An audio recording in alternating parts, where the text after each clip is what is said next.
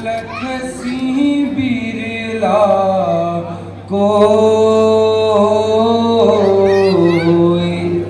ओरन दूजो जान सीरे जाने हरिजन होय ज्ञान कथी बाणी पड़े बाछी वेद कुरान वासुन शोभा जगत की रे। ऐसा सुख कभी खत्म ना हो। और मेन है हमारा कि जन्म मरण मिटना चाहिए, वह है अमर सुख। उसके लिए हमें क्या करना पड़ेगा? हमें भक्ति करनी पड़ेगी। इसलिए हमें भक्ति की आवश्यकता है। तो भक्ति कितने प्रकार की, हमें ये देखना है। भक्ति तो सभी करते हैं, तो भक्ति के प्रकार हम देखेंगे।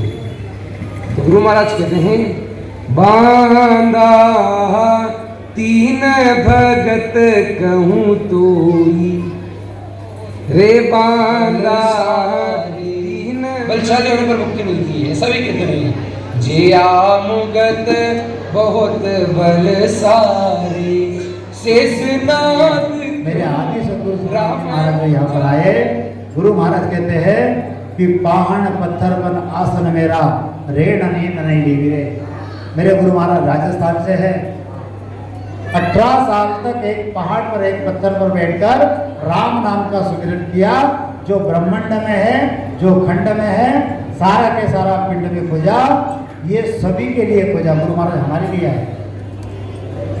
वो तो अमर लोक से गुरु महाराज कहते हैं अमर लोक स्थान हमारा जासु हम चल आया हंसा काजर मोजुग माही अवगत मोहि पठाया साच झूठ का करू निवेड़ा भेदो भेड़ न राखू सब ही करू न्यावसु दूरा असत मुख नहीं माखू।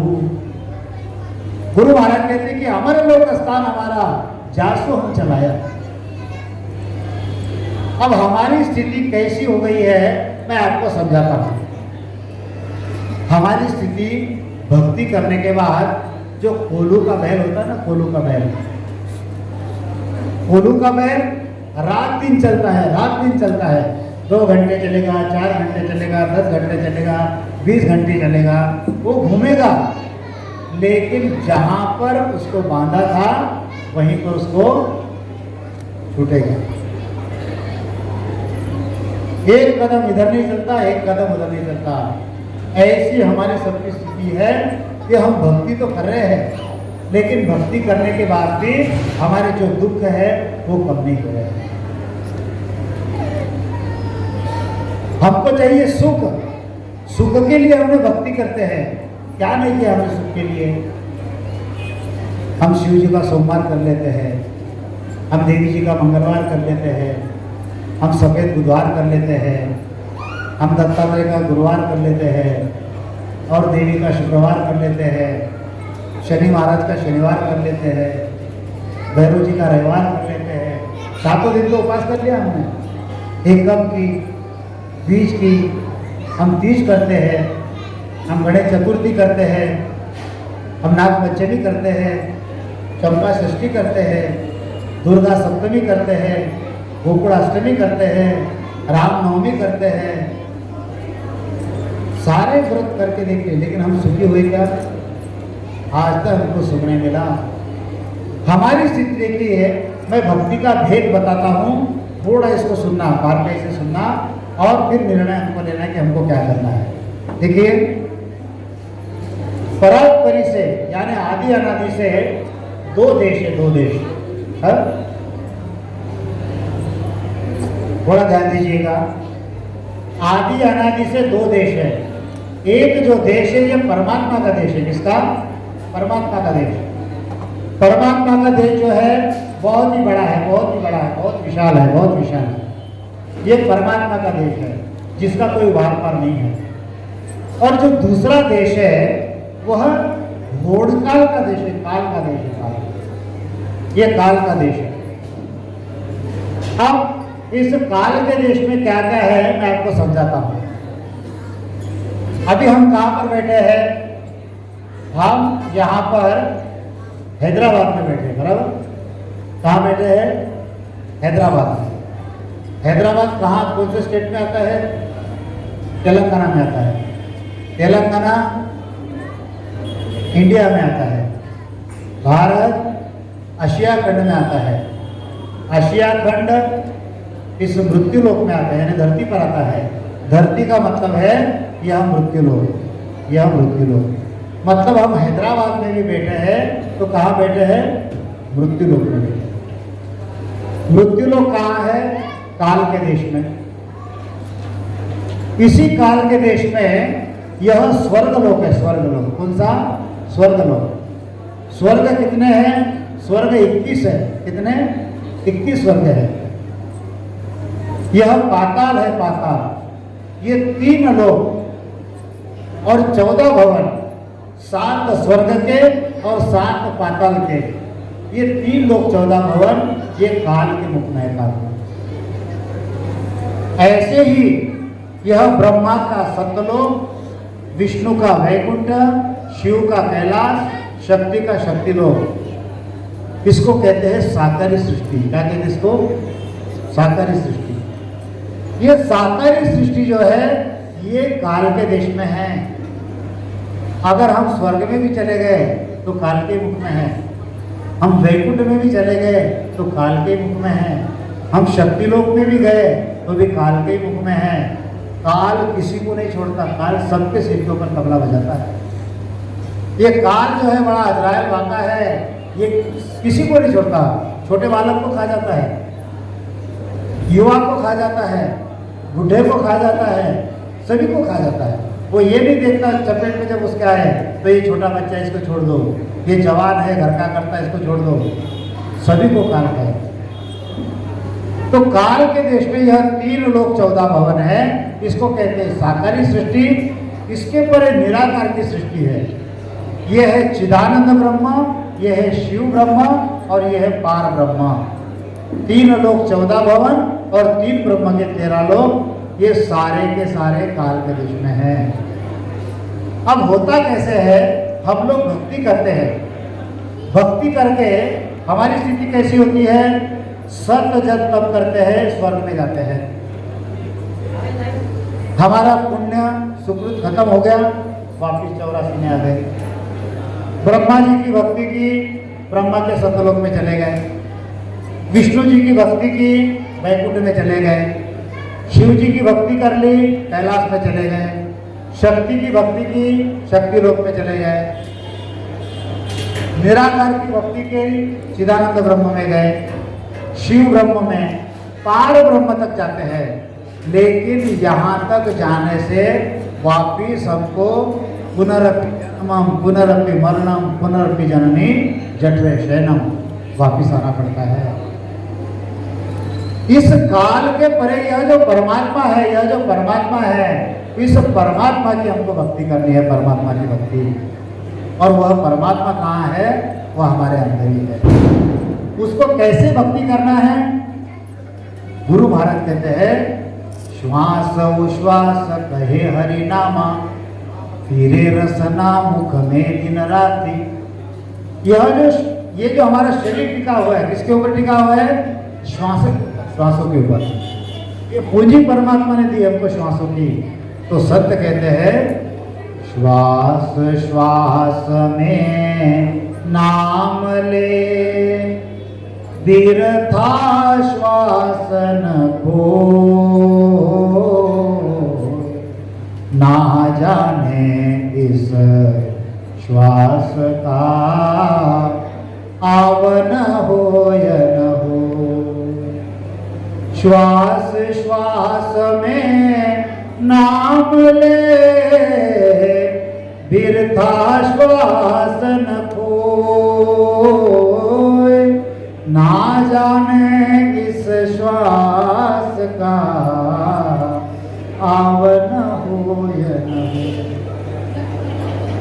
और ये श्वासों श्वास में उस परमात्मा का नाम हमको लेना है। तो परमात्मा का जो नाम है वो कौन सा है?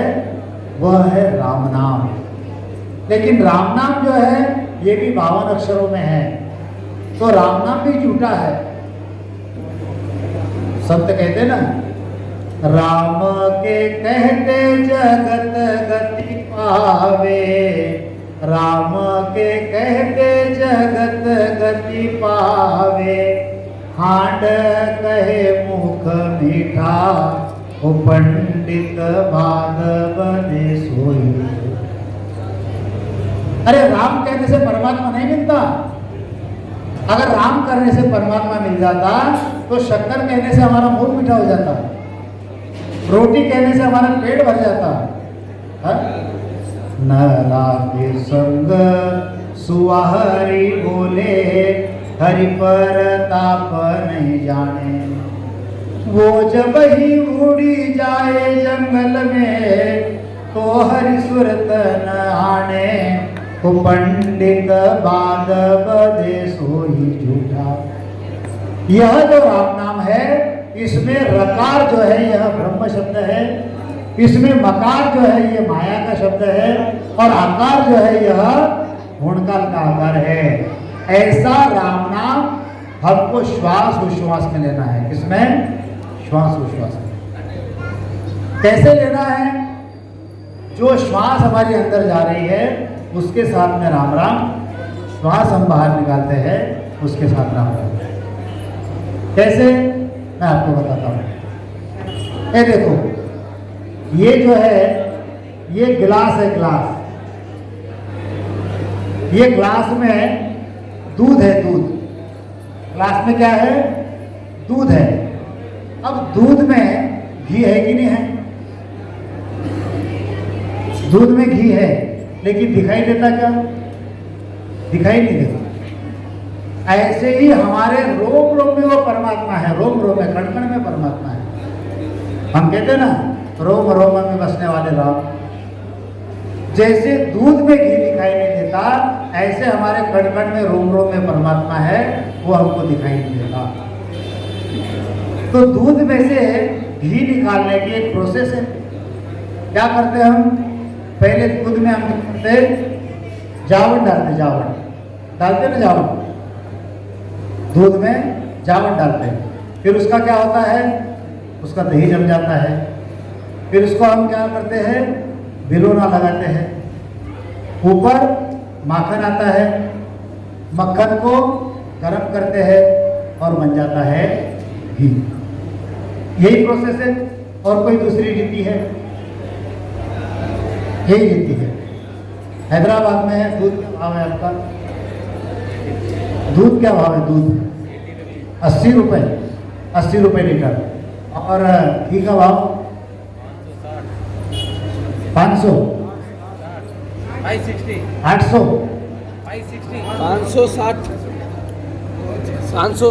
560। मतलब 80 रुपये दूध और 560 रुपये घी। इसमें से ही निकली हुई चीज है वो। हाँ, अब ये घी को आप इसमें वापस डाल दो, दूध में मिक्स होगा क्या? नहीं होगा। ऐसे ही ये आपका जो शरीर है, ये क्या है? ये दूध का गिलास है, और इसमें परमात्मा की प्राप्ति मतलब वह घी हमको निकालना है। तो क्या करना पड़ेगा? बिलोना लगाना पड़ेगा। तो इसमें बिलोना कैसे लगाओगे? दोनों श्वास में लगाओगे ना, अंदर का श्वास और बाहर का श्वास। जब दोनों श्वास में आप बिलोना लगाओगे तो नयनचर जो है आपके कंठ में प्रकट होगा, और वो नयनचर एक बार प्रकट हो गया तो पूरब के 6 कमल, पश्चिम के 6 कमल छेदन करके आप 10वें द्वार के पार लगा देगा। ये शरीर है हमारा। कितने दरवाजे इसको? इसको 10 दरवाजे हैं। 2 कान के, 2 आँख के, 2 नाक के, 1 मुंह का। ये 7 दरवाजे, 1 मल और 1 मूत्र, ऐसे दरवाजे। 9 दरवाजे सबके खुले हैं। ये 10वां दरवाजा जो है ये बंद है हमारा। और जब श्वास उश्वास में राम नाम का सुमिरन करोगे, उस परमात्मा के नाम का सुमिरन करोगे, तो 10वां दरवाजा आपका खुलेगा और जीवित अवस्था में आपको परम मोक्ष मिलेगा। अब ये जो चीज़ है ये हमारे रामनिवास जी ने पाई है, उनकी इच्छा थी कि आपको भी ये चीज़ मिले, इसलिए इसका ये आज का सत्संग का आयोजन। तो अभी हम एक काम करेंगे, एक 5 मिनट, कितना 5 मिनट आती जाती श्वास में राम नाम का बिल्कुल सिंपल प्रोसेस है, कोई बड़ी प्रोसेस नहीं है, एकदम सामान्य। देखो